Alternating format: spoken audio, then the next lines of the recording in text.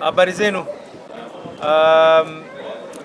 Mkutano wa leo ulikuwa ni mkutano ambao kwamba ulikuwa umeandaliwa na wabunge wa Pwani, Coast Parliamentary Group, kupitia kwa Waziri Hassan Ali Joho, na hii itakuwa ni mwanzo wa kuweza kuonana na wizara nyingi tofauti kuhusiana na mambo yenye kuhusiana na wapwani kwa jumla. Katika lile ambalo kwamba lilozungumzwa, kuna mambo mengi kuhusiana na mambo ya usalama, mambo ya vita dhidi ya madawa kulevya. Kuna yale ambayo kwamba tunaweza kuyazungumza hapa, kuna yale ambayo kwamba si ya kuzungumzwa hadharani, lakini la muhimu zaidi ambalo nataka kuweka msisitizo nalo ni kuhusiana na mambo ya kuregister watu wetu wawe na identity cards.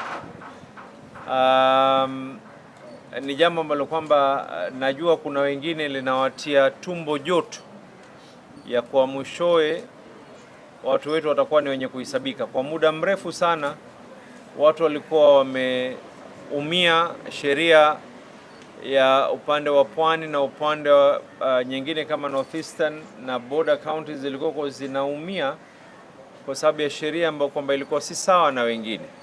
Sasa tunaona kwa tunajaa mitaani, tunajaa katika barabara, lakini kujaa kwetu halijazi kapu la kura wala kapu la maendeleo ikiwa hatuwezi kuhesabika. Kwa hivyo katika jambo ambalo kwamba mimi mwenyewe binafsi kwa niaba ya Mombasa ni kuhusiana na hilo jambo la identity cards. Mwaka jana tulifanya mpango, I think ilikuwa ni around October, tukafanya mass registration. Tuliweza kupata watu takriban 9,000, na karibuni mwezi huu tunafanya mpango mwingine na wizara, and nitazungumza na magavana wengine pia waweze na wao kuweza kufanya pamoja na wabunge ili Pwani nzima tuwe na idadi ya kutosha. Lakini hii leo si mkutano wangu mimi. Okay. Ni mkutano wa in fact ni mkutano wa serikali, na mostly that touches on the ministry of CS Murkomen, and therefore he will give you a breakdown. For me, I am here on the basis of a whole of government approach, so that whatever issues that are raised and I could play a role, I am happy to participate. And most importantly is the plan on how things are going to be transformed in this region by a way of accessing important or critical services ambayo serikali inapeana. ID is one, matter security and so on and so forth. I have had an engagement today on unlocking Mrima for that matter, so that we can create some serious economic activities within the region going forward. But this particular meeting was focused on matters security, and therefore the minister is here, and without much ado, mine is just to reaffirm the commitment generally. Kama sisi, kama jimbo la Pwani, mimi ni waziri wa kitaifa, lakini serikali ni mambo yakizungumza mambo ya moja, niko hapa to support my colleague. And even instances, for example, people don't understand, there are many instances where when I'm doing mining activities, Murkomen supports me because he provides the much needed security going forward. So vile governor amesema, tukuunga mkono governor, serikali itasimama kikamilifu kusaidia jimbo hili, ndio jimbo hili lisibaki nyuma. Mmemsikia rais amesema constantly kwamba hakuna mahali ambao patawachwa nyuma. So you coming together as elected leadership in the region is very critical, so that you can be able to ile agenda muitengeneze, you can be able to shape up what needs to be discussed going forward in matters development, matters participation, and the future plans going forward. So without much ado, really, I want to invite my brother to just give a breakdown of what we have done. Thank you very much, Honorable CS Joho, the Governor, the leadership of members of Parliament from Coast. This afternoon, we have had a meeting with over 30 members of Parliament from the 6 counties in Coast region. Our meeting was centered around matters of national security and administration. Of the first focus, our first focus was on security, As you know, we were here last year for Jukwaa la Usalama in April, and we had a discussion about a number of issues that touch on the security, especially on gangs, particularly juvenile gangs, including matters that touch on panga boys and all these other juvenile gangs. I'm happy to note that we have made great progress, and I want to thank the regional security team for the work they have done. But we continue witnessing recurrence of this problem, even if it's not in a huge magnitude. And our discussion was around how best we are going to ensure that these young people, once they are reformed, once they have been arrested and they have been disciplined, we find ways of reforming them and engaging them in other activities. The proposal of the leadership of this region is that we need to have a Kazi sort of climate works program, or Kazi Mtaani sort of a program that will ensure that they are engaged, and also a program to support them to go to technical colleges so that they can be able to live a different life. We know that part of the reasons why they are engaged in this behavior is that some of them also, there is a combination between criminal gangs and the question of drugs and alcohol abuse. Let me say also that first on the juvenile gangs, I want to say that we have made significant progress. We want to partner with the leaders to find ways of making sure that we eliminate this problem completely. Number two, we discussed issues of drugs and alcohol abuse. And I must say that, again, this is an area that there has been a consistent crackdown. You know that recently in the high seas there was drugs that were synthetic drugs that were nabbed, worth about 8 billion. We have also done the same for cannabis, a lot of which comes from our border with Uganda through the northern corridor. And some of those problems which are here is because of porous borders in other parts of the country. And I must say that a lot of work is going on. And because the president has declared that this is the year that we must work to eliminate the problem of drugs in the country, I have shared the strategies with the leaders, some of which, as the governor said, we are not going to discuss openly here. But our focus is to deal with those who are engaged in commercial, dealing with drugs in commercial quantities, and also dealing with high drugs like heroin, cocaine, and other synthetic drugs. Our effort is to ensure that our work is to ensure that we eliminate, arrest the main traffickers, the transporters, and as the president announced, we are going to go also not just for the drugs or not for arresting them, we'll go for their properties, and to make sure that those properties are sold and the resources are used to build rehabilitation centers.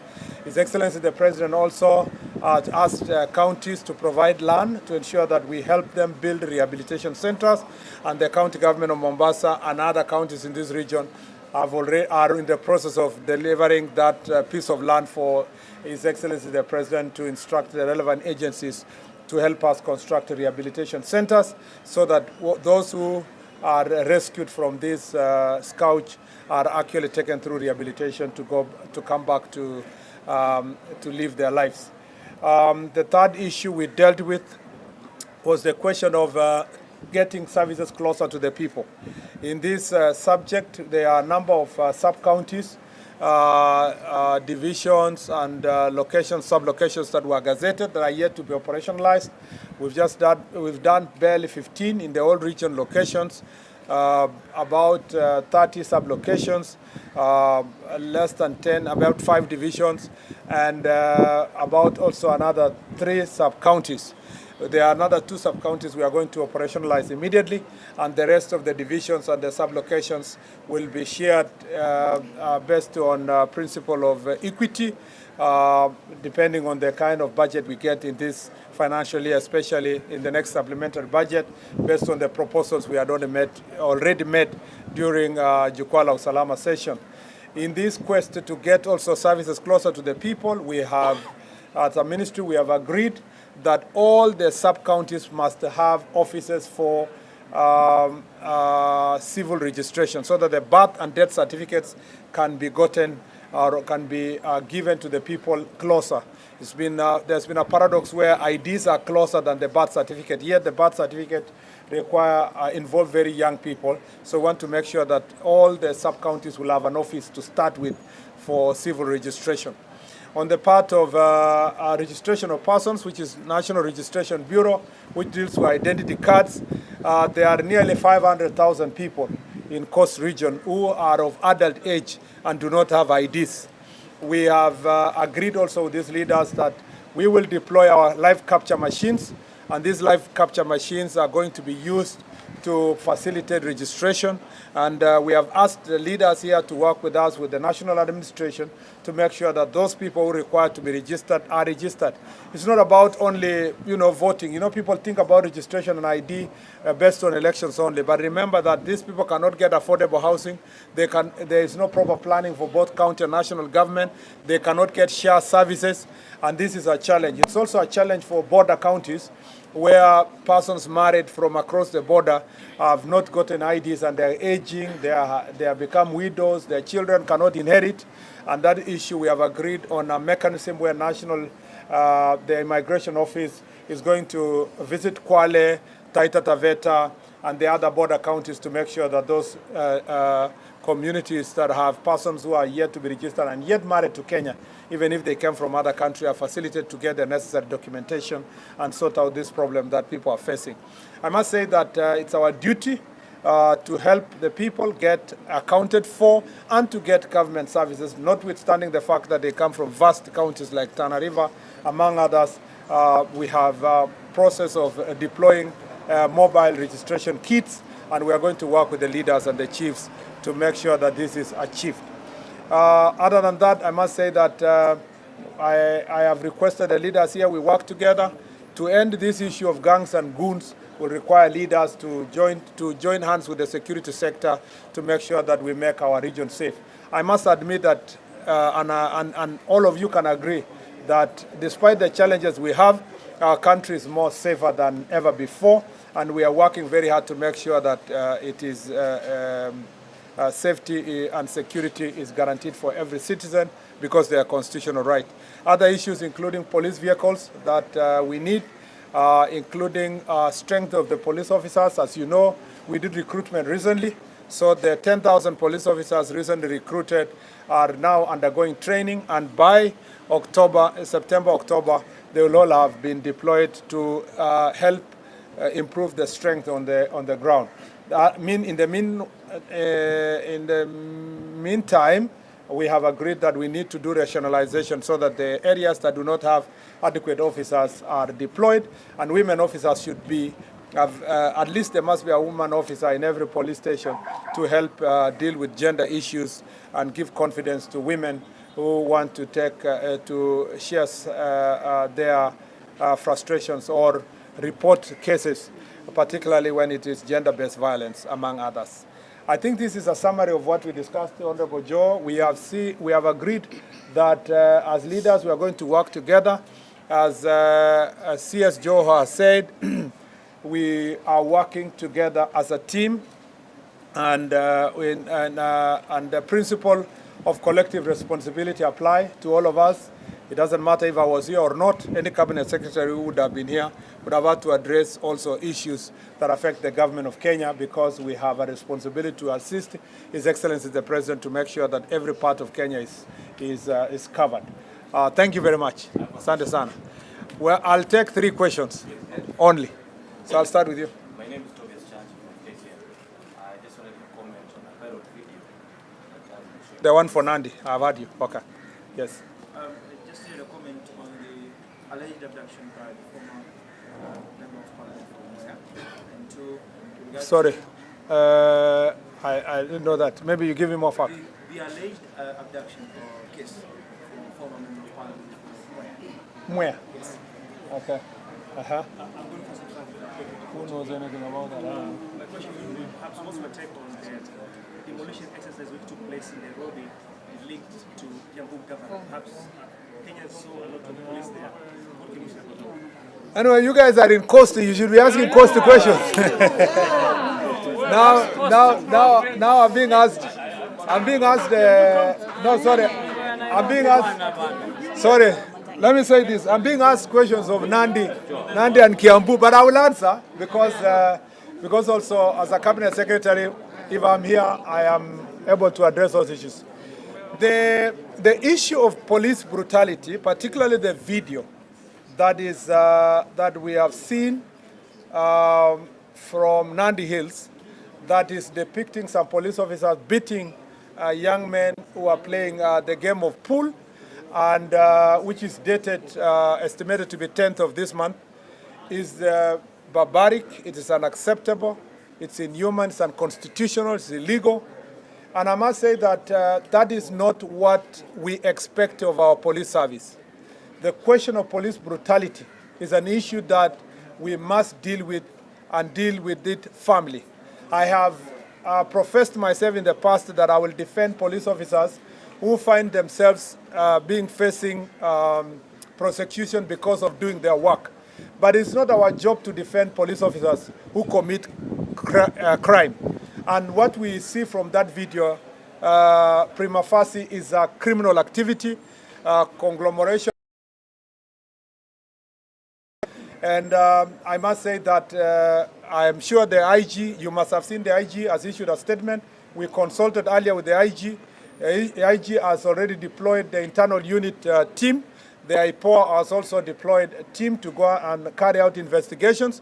Those officers who will be found to have committed that act will be arrested, they will be charged, and I can assure you that they will also lose their jobs if they are found to be guilty. We must, in such cases, we must show that the National Police Service and the government of Kenya does not condone police brutality, and that is absolutely unacceptable. On the question of demolition related to Kenya Railway property in Nairobi, I want to say that that issue has been fully addressed by the Kenya Railway. It's a matter that is not within Ministry of Interior. It is an issue that is the Ministry of Transport. The railway, Kenya Railway has already professed itself that they carried out sufficient notice, carried out destruction of illegally erected structures, and that they have said that they were not targeting any individual in the country. Unfortunately, of Interior, I was and I am not involved. I was and I am not involved because it is not our ministry's responsibility to run transport or to run every other ministry issues.